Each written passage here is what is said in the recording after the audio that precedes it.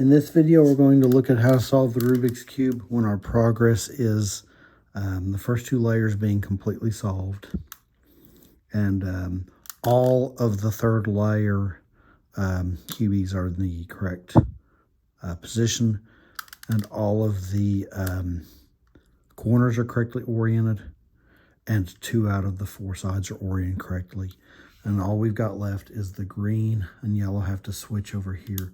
And the blue and yellow have to switch over here. Looks like an H. This is the Dedmore H configuration. And this is a complicated set of moves. So write this down here. This is probably the best thing here to do here is, as the old saying goes, practice makes perfect. We're going to do an R prime, T2, T prime, R prime, R prime, T2, T2, T prime, T prime, R prime, T, T, R, T2 prime, T2 prime, T, T, R, R, T2 prime, T, R, T, T. Now, what's the T2?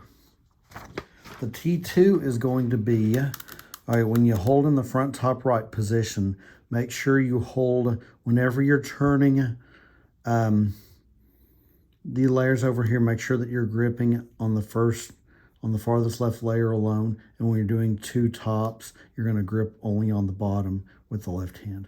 What a T2 does is it takes the top 2 faces and turns them clockwise like that. A T2 prime is taking the top 2 faces and turning them counterclockwise like that. And if you see a combination that goes T2, T prime, it's this.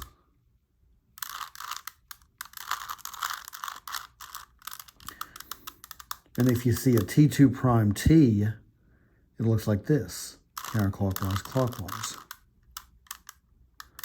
So it's kind of like when we were trying to get the sides oriented correctly, when we had to do moves that look like that. Okay, so be ready if you want to kind of, get a good hand here for being able to do that kind of a turn quickly if you need to, or to get that turn going quickly.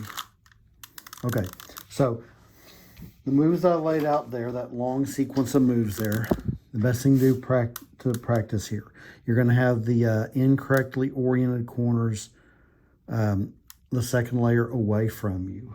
Okay, R prime, T2, T prime, R prime, R prime, T2, T2, T prime, T prime, R prime, T, T, R,